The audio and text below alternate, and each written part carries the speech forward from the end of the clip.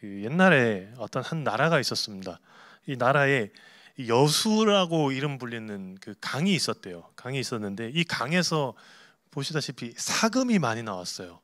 모래사자 써서 그 모래 알갱이에 금이 포함된 거잖아요. 그것들을 모아가지고 잘 가공을 하고 금을 빼가지고 모아가지고 팔면 돈이 꽤 되잖아요. 금이 옛날이나 지금이나 굉장히 귀한 거니까. 그러니까 막 사람들이 너도 나도 막 달려들어요. 생계 다 뿌리치고 막 너나 나나 할 거 없이 막 강가에 뛰어들어가지고 막 다 막 사금 채취하고 막 하루 종일 이러고 있어요. 이렇게 이러고 있어요. 그 눈이 뻘개져 있으니까 나라 꼴이 말이 안 되잖아요. 나라가 돌아가질 않아요. 사람도 농사 짓는 사람도 뭐 장사하는 사람도 전부 다 거기 가 있으니까. 그래서 야 이거 안 되겠다 해가지고 이렇게 방을 붙입니다. 공지를 해요. 사금을 캐면 그 자리에서 공개 처형하겠다. 지금 이 순간부터 사금을 캐면 그 자리에서 바로 죽여버리겠다라고 했어요. 자, 여러분 같으면 어떻게 하시겠어요? 보통 우리는 어떻게 생각하죠? 안 걸리면 되지. 그죠? 안 걸리면 되지. 사금 캐는 사람은 계속해서 늘어나고 막 이렇게 줄질 않았어요. 그래서 그 나라 관리가 야 이거 어떡하나 하다가 아주 큰 금덩어리를 이제 구해가다가 사람들 다 모아놓고 다 꺼내놓고 이렇게 말합니다. 자, 여러분, 내가 이 금덩어리를 줄 텐데 이 금덩어리를 줄 텐데 가지고 싶은 사람은 누구나 가져도 된다. 그러나 대신에 당신 목숨 내놔라. 그랬어요. 나서는 사람이 한 명도 없죠. 금덩어리가 아무리 귀하다고 해도 목숨이 더 귀하잖아요. 그렇죠? 그래서 아무도 나서는 사람이 없었습니다. 관리는 또 생각했어요. 아니 이렇게 큰 금덩어리를 준다고 할 때는 왜 아무도 안 나서는데 그 모래 알갱이에 사금 채취해가지고 그 귀찮은 노동도 해야 되고 하는데 그걸 채취하는 데는 왜 이렇게 목숨 들어갈까? 이해가 안 됐어요. 그래가지고 야 이거 모르겠다. 좀 그 지혜 있는 사람에게 좀 물어봐야겠다 해서 그런 사람을 초청을 해다가 물어봤습니다. 선생님, 내가 이렇게 했는데 사람들이 금덩어리 그냥 준다고 할 때는 반응도 없는데 예? 그 방 붙여놓고 걸리면 죽인다라고 하는데 그거는 뭐 사람들이 줄지 않아요. 그거 왜 그렇습니까? 도대체 내 이해가 안 됩니다. 그러니까 그 지혜 있는 사람이 이렇게 얘기합니다. 임금님, 큰 금덩어리를 받으면은 그 자리에서 죽어요, 안 죽어요? 죽죠. 사금 훔치다가 걸리면 어떻게 돼요? 죽죠. 안 걸리면은요? 안 죽죠. 그거예요. 큰 금덩어리를 받으면 그 자리에서 바로 죽는데 사금을 채취하는 건 채취하다가 안 걸리면 된다. 이렇게 생각하니까. 자, 우리 적지 않은 경우에 이렇게 생각하죠. 안 걸리면 되지. 안 걸리면 되지. 그죠? 근데 우리 하나님 다 보시고 계시잖아요. 자, 어쨌든 안 걸리면 된다 생각하는데 그 기저에는 뭐가 있냐? 그 걸리는 그 위법해서 걸리는 그 사람들 중에 나는 아니야라는 게 있거든요. 나는 아니야. 나는 제외하는 거예요. 객관적인 상황, 어떤 현실에서 나를 제외해 버리거든요. 이거를 심리용어로 뭐라고 하면은 낙관적인 편견이라고 하더라고요. 낙관적 편견. 이거는 나에게 부정적인 상황이 발생할지도 모르지만 그것이 발생하지 않을 거다. 나한테는 아주 긍정적인 일밖에 없을 거다. 어떤 사고도 일어나지 않을 것이다. 나에게 어떤 질병도 생기지 않을 거다. 불행한 일을 겪지 않을 거다. 이렇게 생각하는 거거든요.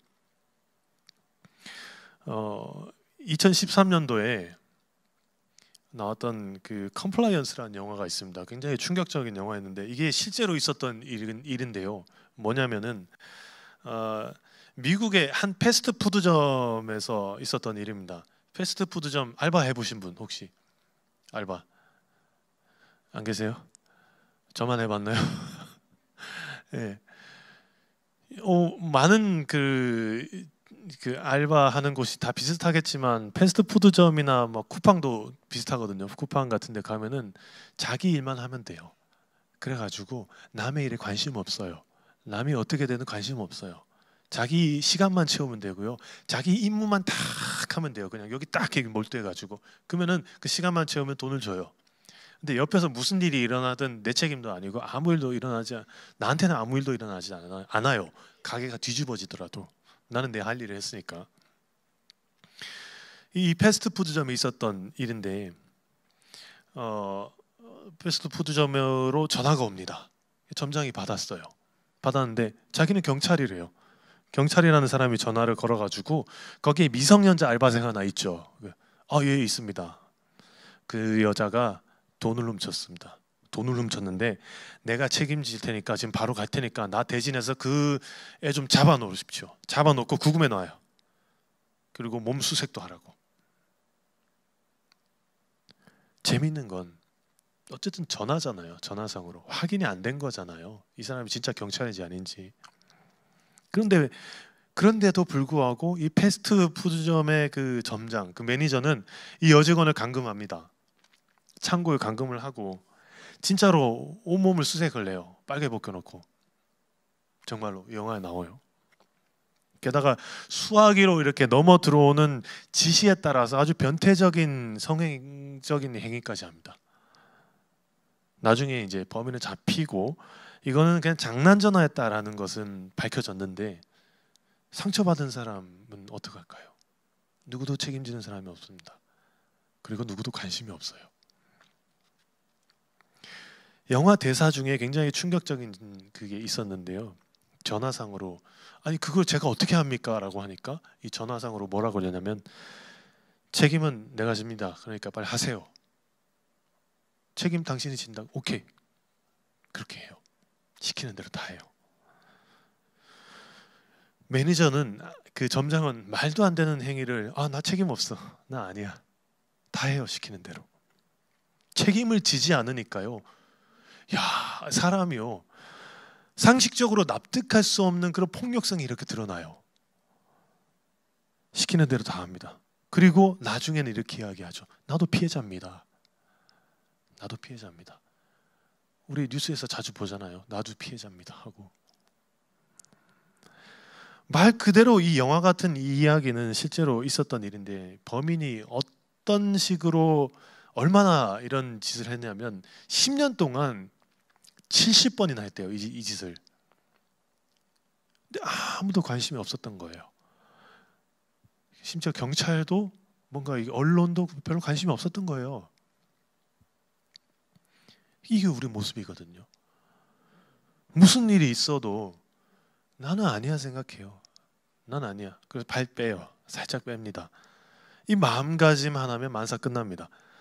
그 한 평론가가 이 영화에 대해서 이렇게 이야기를 했는데요. 뭐라고 얘기했냐면 정당성을 갖춘 인간 내면의 폭력성이 얼마나 위험한가 이것이 이 영화의 포인트라고 얘기를 해요.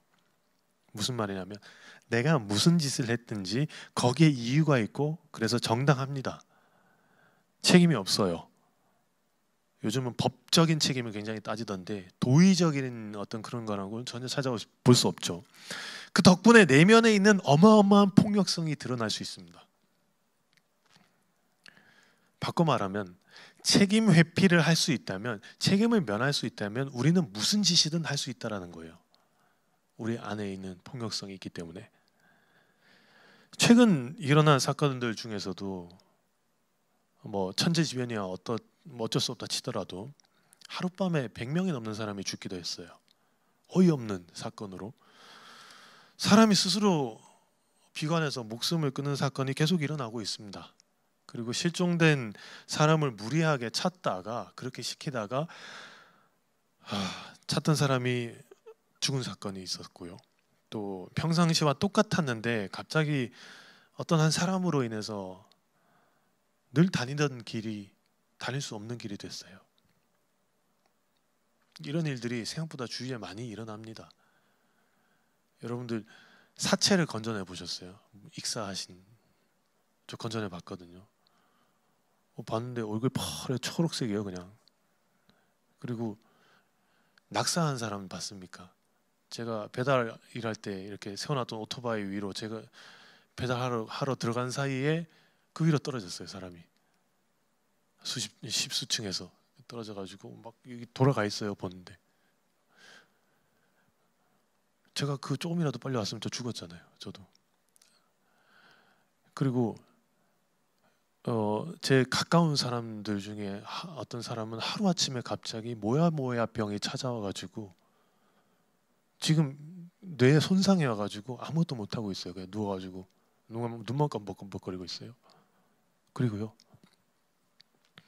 말도 안 되는 일들이 일어나요. 내 주변에서. 근데 그 일이 내가 아니랄까 보장이 있습니까? 사건도 많고요, 사고도 많아요. 그렇지만 누구 하나 책임지는 사람도 없죠. 그렇잖아요. 뉴스 보다 보면 막 화가 나요. 아휴, 왜 그런지 모르겠습니다. 애초에 책임이라는 말이 그렇게 생각하다 보니까 애초에 책임이라는 말이 가당키나 한 걸까? 한편으로는 가슴 아파하고 잠시 슬퍼하고 뭐 그럴 수는 있어요. 표현할 수도 있고. 그렇지만 결국 사람은 망각의 동물이잖아요. 그래서 그런지 몰라도 금방 잊어버립니다. 내가 당한 일이 아니면 또 금방 더 빨리 잊어버려요. 내 앞에 펼쳐져 있는 일이 아니기 때문에, 내가 겪는 일이 아니기 때문에, 나에게 당장 직접적으로 어떤 영향이 없기 때문에 잊어요. 물론 나도 해야 될 일들이 있으니까. 또 감정을 계속 그런 데다 쏟다 보면 내가 페인이 될 수 있거든요. 그래서 감정 낭비하고 싶지 않은 그런 것도 있어요. 당장 눈앞에 있는 일들도 해야 되니까.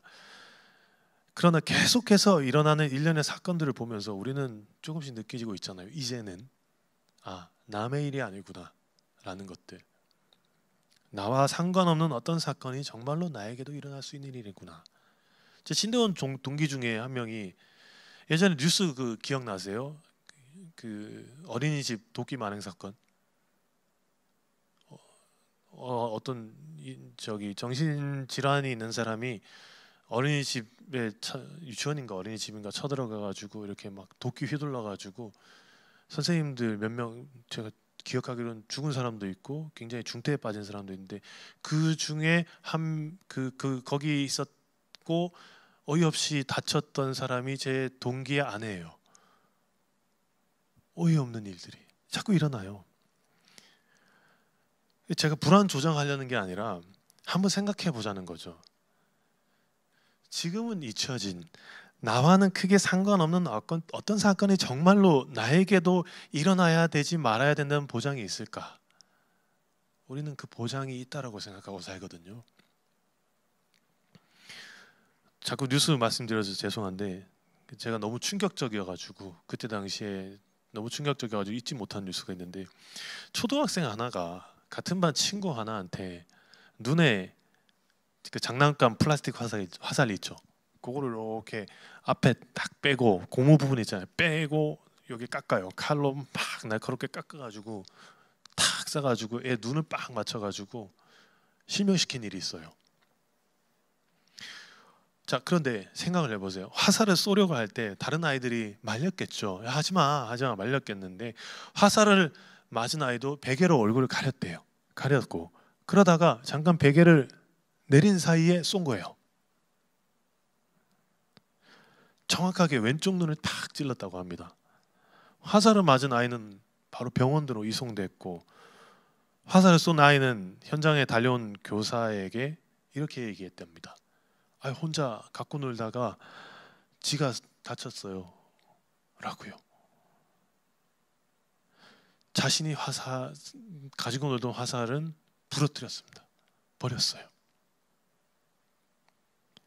화살을 맞은 아이는 왼쪽 눈 자체가 굉장히 크게 찢어졌겠죠. 그래서 봉합 수술하고 뭐 그랬지만은 워낙 크게 다쳐가지고 수술을 3번 받았고 그래도 안 돼가지고 결국 이게 눈에 있는 수정체를 제거를 했대요.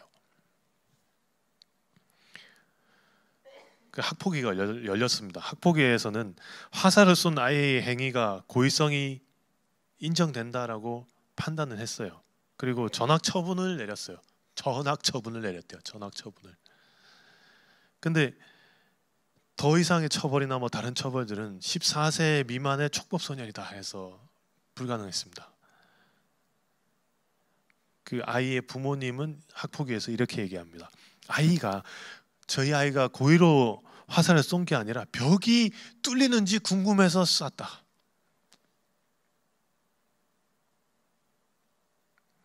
학교 관계자는 이렇게 얘기했습니다. 화살을 쏜 아이가 일부러 그 상대방을 향해서 쏜 건 아니라고만 밝혀서 다른 이유는 알기 어렵다. 다만 그 아이가 평소 물건 집어 던지는 등의 행위를 몇 번 했다. 이렇게 하고 끝났어요. 그렇게. 야, 이걸 어떻게 이해를 해야 될까요? 왕의 DNA가 있어서 그런 걸까요? 다친 아이의 눈은 어떻게 해야 될까요? 어떤 처벌을 받는다고 해서 이 아이의 눈이 돌아옵니까? 안 돌아와요. 혹시나 만에 하나 진짜로 장난치다가 손이 미끄러져서 발사됐다고 치자고요. 그렇게 이해한다고 쳐도 이 아이의 부모의 설명이 너무 어이가 없잖아요. 벽이 뚫리는지 시험해 보려고 쐈대요. 우리는 이렇게 살고 있어요. 우리 여학생들이 동급생을 피범벅이 될 때까지 때려도 그리고 자랑 삼아서 틱톡 같은 데 올리고 이래요. 지금 이제는 상대방이 어떻게 느끼는지 어떻게 되든지 뭐 신경 쓰지 않는 범위를 넘어가지고 아예 그런 타인이라는 개념이 없어요. 오히려 즐깁니다. 사람이 죽었는데 학교 이미지 떨어지니까 쉿 조용하라고. 집에 철근이 덜 들어가가지고 막 무너지고 있는데 집값 떨어지니까 측정하지 말라고 그러고 있잖아요. 우리 예전에 중국 유학 생활 때 아주 충격적인 얘기를 들었는데요. 제가 직접 본 건 아닌데 아마 진짜 그랬을 수도 있겠다 싶은데 그 굉장히 벤츠 S클래스 고급 세단 있잖아요. 제일 큰 거 대짜. 그게 이렇게 지나가다가 그 청소하는 사람을 툭 건드렸대요. 그 뭐 차가 약간 금이 갔겠죠. 그 청소하던 분이 툭 이렇게 이제 접촉 사고 났으니까 아이고 하면서 이렇게 있는데 차에 타고 있던 사람이 내려가지고 트렁크를 엽니다. 열어가지고 몽댕이 꺼내가지고 너 때문에 차 찌그러졌는데 어떡할 거냐고 때렸대요. 중국 욕할 게 아니죠. 우리는 이런 시대 살고 있습니다. 우리도 물들고 있어요. 점점. 과연 우리는 그리스도인으로서 어떻게 살아가야 될까? 이게 정말 큰 고민이어야 되겠습니다. 특히 우리 아이가 있으신 분들은 더 많은 고민을 하고 계실 것 같은데 운전을 해본 사람들은 이 말에 동감하지 싶습니다. 나보다 느린 놈은 다 멍청한 놈들이고 나보다 빠른 놈들은 다 미친 놈들이다. 운전하다 보면 내가 중심이에요. 규율도 법규도 다 내 맘대로 합니다. 내가 이 세상의 중심이에요. 누군가 실수를 하거나 하면 뭐 나 또한 그럴 수 있으니 어느 정도 이해를 하고 노력하려는 그런 자세를 생각하기보다는 무조건 나는 안 그래. 너 왜 그랬어? 하고 하죠. 정죄합니다. 나는 과연 안 그럴 수 있을까요? 살면서 단 한 번이라도 정말로요? 자, 오늘 함께 본 말씀은 다윗이 우리아의 아내 그 바세바와 불륜을 저질렀습니다. 불륜을 저지르고 바세바가 임신을 해버렸어요. 그러니까 우리아의 아내를 다윗이 고의적으로 좀 이상한 곳에 보내가지고 죽게 만듭니다. 우리아는 다윗의 군대 장관이죠. 가장 굉장히 듬직하고 믿음직한 사람이었습니다. 다윗이 왕으로 있으면서 전쟁할 때마다 승리를 가져다 준 사람이에요. 1등 공신입니다. 우리아에게는 근데 아내가 있었는데 이 굉장히 미인이었던 것 같아요. 우리아가 이제 전쟁에 나가 있을 때 다윗이 이렇게 창밖을 보다가 웬 여자가 목욕하는 걸 봅니다. 보는데 보니까 저 바세바 우리아의 아내인데 그때 다윗이 눈이 돌아간 거예요. 그 욕망에 눈이 돌아가가지고 이 여인을 부릅니다. 불러가지고 그날 동침을 해버려요. 하룻밤 함께 한 사이로 그렇게 지나가려고 했는데 이 여인이 임신했다고 합니다. 이 이미지 어떡할 거야? 다윗은 남의 아내를 데려다가 임신시켰다라는 그런 게 소문이 나거나 이렇게 알려지면 안 되니까 간음하지 말라는 하나님의 말씀을 어긴 거니까요. 우리아를 부릅니다. 불러가지고 아유 고생했지. 좀 니네 집에 가서 좀 진짜 아내하고 또 즐거운 시간도 보내고 좀 데이트도 하고 그래. 그랬더니 우리아가 얘가 얼마나 충직한지 아닙니다 왕이시여 저는 그렇게 못합니다. 저희 부하들 다 성 밖에 텐트 치고 자고 있는데 저는 그렇게 못합니다. 그래가지고 거기 그냥 자요. 텐트에서 한 번 더 부릅니다. 야 좀 집에 가라고. 그래. 안 갑니다. 저희 부하들이 저 있는데 어떻게 갑니까? 다윗은 고민해요. 아씨 어떡하지? 그러다가 그 계략을 세우죠. 얘를 좀 죽여야 되겠는데 어떻게 하면 좋겠나? 거기에 또 가담을 한 사람들이 있어가지고 아주 위험한 전쟁터에 딱 간 다음에 우리아 빼고 싹 빠집니다. 우리아는 다 둘러싸여서 죽죠. 밧세바는 하루아침에 미망인이 됐습니다.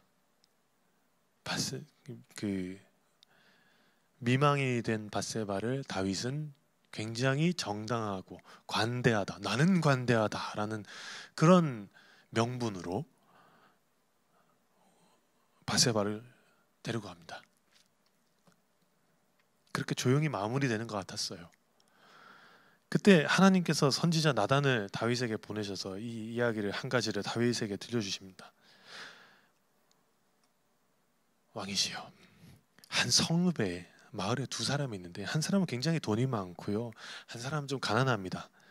근데 이 부한 사람은 뭐 가진 것도 많습니다. 뭐 양도 소도 많고요, 뭐 다 많은데 가난한 사람은 아무것도 없는데 이 사서 기르는 그 작은 양 새끼 한 마리 있었습니다. 그 암양 그 새끼를 아주 지극정성으로 가족처럼 키우고 있었습니다. 그런데 하루아침에 부자가 찾아와서 이 양을 보더니 이야 양이 참 예쁘고 잘생겼다, 내가 데리고 갈래? 라고 해서 부자가 이 양을 뺏어갔답니다. 다윗이 버럭해요. 뭐 그런 놈이 있어, 그 새끼 다 당장 잡아. 그런 놈 있으면 죽여야 되지. 나단이 이야기합니다. 당신이 바로 그 사람입니다. 당신이.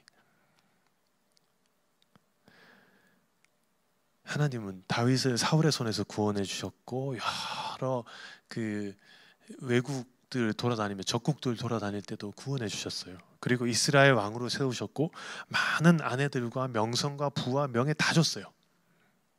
다윗 때만큼 이스라엘에 그렇게 부흥했던 때가 없었다고 하잖아요. 게다가 이스라엘과 유다 족속을 다윗의 손에 다스리라고 맡기셨어요. 이것이 부족하다 하면 이걸 주고 저것이 부족하겠다 싶으면 저것도 채워주시고 그랬을 텐데 다윗은 하나님의 말씀을 잊었어요. 다른 사람의 아내를 뺏었고요, 다른 사람을 죽였고요, 부도덕하게. 그리고 하나님은 다윗을 책망을 하십니다. 다윗은 납작 엎드려 회개합니다. 잘못했습니다. 근데 훗날 후손들이 그 저주를 안고 갔잖아요. 다윗의 아들들은 그 권력을 취하려고 지들끼리 싸우고 북치고 장구치고 아빠한테 막 이렇게 쿠데타 일으키고 막 난리도 아니었잖아요.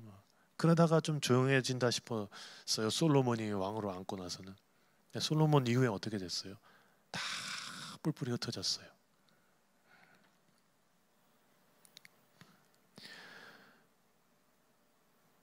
밧세바가 또 뱃속에 품고 있던 아이도 얼마 안 가서 죽었습니다.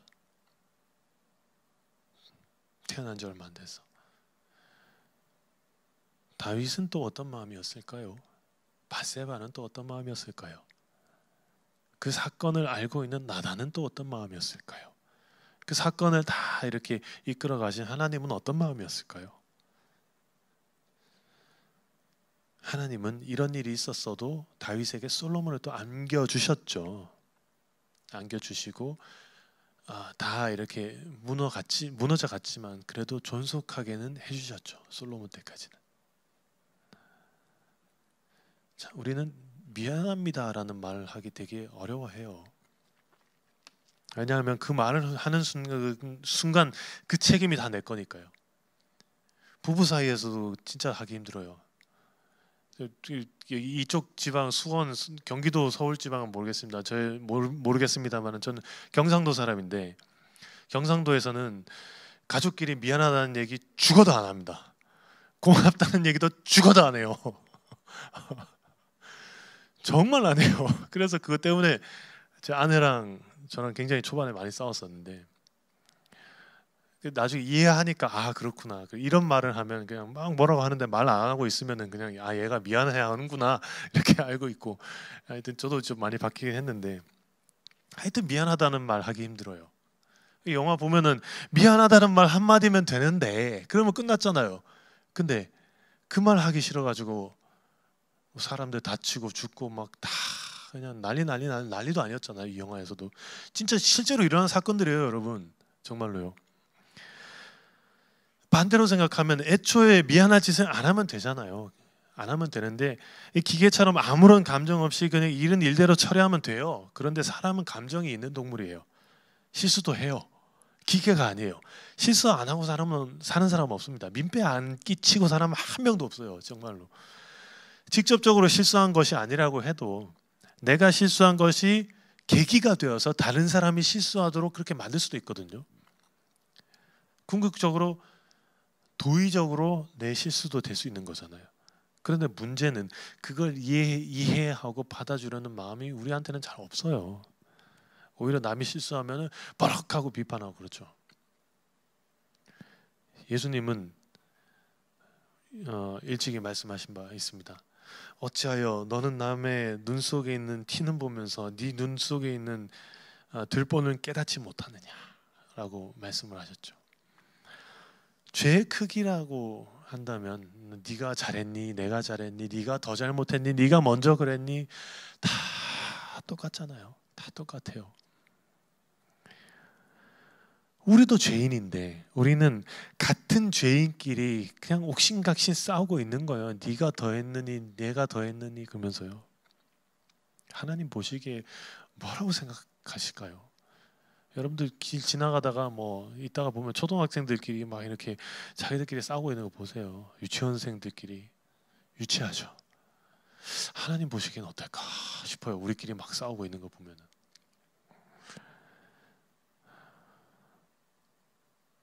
예수님께서는 우리가 미워하고 다투고 질투하고 싸우고 착취하고 뺏고 죽이고 하는 이런 행동뿐만 아니라 마음조차도 죄라고 하셨거든요.